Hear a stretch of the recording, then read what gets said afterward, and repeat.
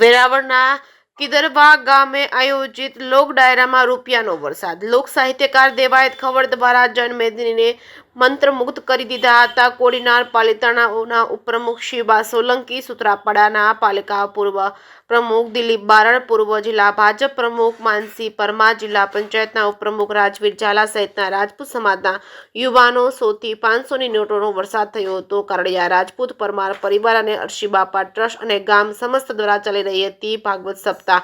જે કે સિંગુ સાથે મહેશ વાજા, સોમનાથ.